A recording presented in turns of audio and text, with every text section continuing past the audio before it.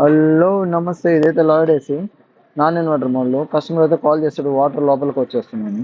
ఎందుకు లోపలికి వస్తున్నాయని చెక్ చేశాను. ఏసీ అయితే ఫుల్ లోపల మొత్తం బ్లాక్ కాల్ మొత్తం బ్లాక్ అయిపోయింది.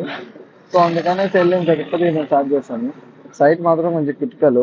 ఇలాంటి ఏసీ మెకానిక్ చేసే వాళ్ళు మాత్రం కొంచెం జాగ్రత్తగా ఉండండి. చూసారు ఇదంతా డస్ట్.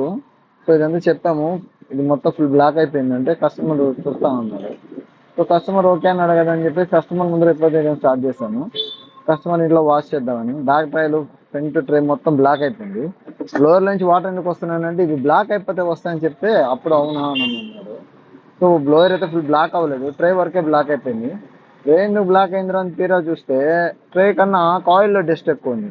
ఈ కాయిల్ ఎందుకు ఇంత జిగటగా పట్టుందనంటే ఇంట్లో కెమికల్ వాడినా స్ప్రేలు వాడినా, సో బాత్రూమ్ పక్కన మనకు అటాచ్డ్ బాత్రూమ్ ఉన్నా, సో ఇలా కాయిల్కి ఎక్కువ డస్ట్ జెల్లీలా పడుతుంది అనమాట. దీనివల్ల ఏంటంటే లోపలికి ఏసీ ఆన్ చేసిన వెంటనే తుప్పర్లా పడతా ఉంటాయి. సో అది మనకు తెలియక ఏసీ నుంచి నీళ్ళు ఎందుకు వస్తున్నాయని అంటే ఏసీలోంచి జెల్లీ లాగా మనకు అలా ఏర్పడుతుంది అనమాట. సో దాన్ని ఏం చేయాలని అంటే ఫుల్ సర్వీస్ చేయించుకుంటే మనకు ఆ జెల్లీలా పడదు. సో ఇంట్లో కూడా కొంచెం కెమికల్ వాడడం తగ్గిస్తే, అంటే స్ప్రేలు కానీ ఇంట్లో బాత్రూంలో డెటాల్ కానీ ఇవన్నీ వాడేటప్పుడు కొంచెం రూమ్కి తలుపు వేసుకొని అలా క్లీన్ చేసుకుంటే మీకే మంచిది.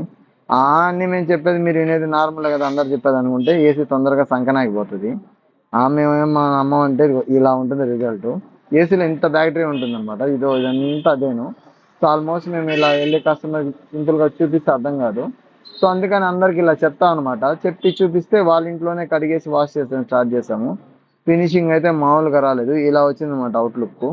ఏసీ మెకానిక్ అందరికి ఒకటే చెప్తాను, 4 రోజులు పని నేర్చుకొని మేము మెకానికల్ అయిపోయని చెప్పేసి వెళ్ళిపోవద్దు. ఏదైనా చూసి నేర్చుకోండి, బాగా జాగ్రత్తగా చేసుకోండి. రిస్క్ సైట్లో ఉన్నప్పుడు జాగ్రత్తగా ఉండండి.